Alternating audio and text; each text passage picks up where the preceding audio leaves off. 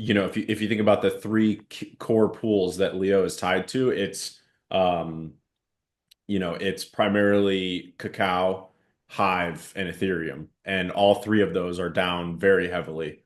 Um, so, that essentially means that we're like exponentially down because we're just getting dragged down by all these other coins.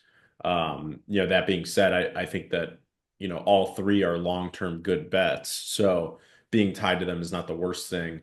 But the real key is like, being tied to them, but then also, having enough revenue coming in from our, all the different value capture mechanisms and using that revenue to outpace what we're tied to.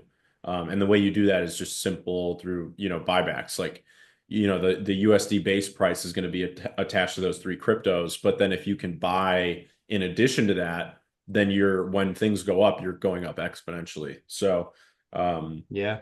I keep talking about how I've been, studying how just global economies work in general and just economies broadly speaking. Because what Leo is essentially an economy. So, the way for Leo to grow in terms of market cap to, the $1 billion market cap vision that I have for where we should be headed.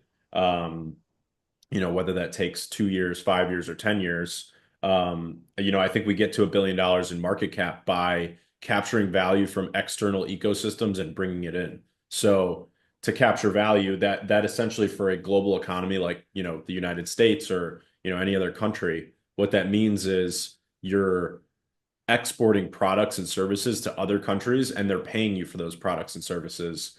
And by exporting those things, you bring in capital from the outside and you grow your economy and you turn raw materials into exports. So, what are the raw materials of Inleo?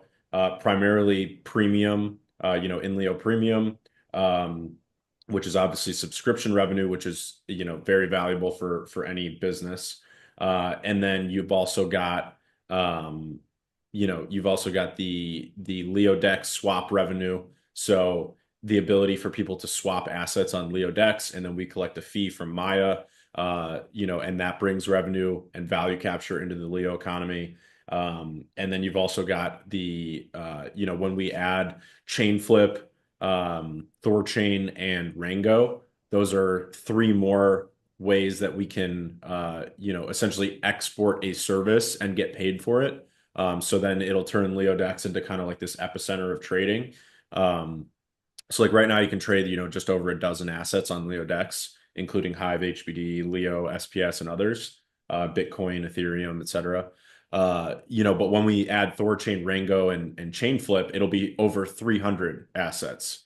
Because between the three of those integrations, there's just so many other coins out there. In theory, it's like 10,000 coins, but we're actually dwindling the list and we're picking and choosing what we add. Because in theory, we can support literally every crypto once we have Rango, Thorchain, and Chainflip added, in addition to Maya. So, I'm putting a lot of focus into LeoDex lately because I think it is our most scalable form of revenue. So obviously growing premium is important to me, and then growing, creator subscriptions is another form of value capture for the economy. But I think that LeoDex swap revenue is really where we can pick up a lot of scalable revenue. I mean, there's in theory no cap to LeoDex swap revenue.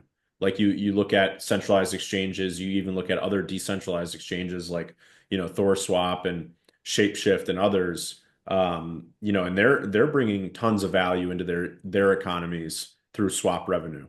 So if we're essentially able uh, to do the same and get users onto LeoDex, then the Leo economy will be capturing value from all these other economies by exporting that service, which is the LeoDex interface, and doing so will bring a lot of value to Leo. So. Long story short, I do agree. I think Leo is a great bet. I think if you believe that the Leo team's not going anywhere, which we're obviously not, and we're going to be successful in the long run. It's kind of a no-brainer. When you look at a lot of different cryptos, like what cryptos are offering you the opportunity to essentially go from $1 million market cap, which is where we're at now, to a $1 billion market cap, which is where we're headed. So, I'll just keep pushing. It's like I said, I've been really studying economies and how they work and how they capture value, and what I've realized is that if we can focus on exporting products and services that bring in value to our economy from others, that's how we're going to win.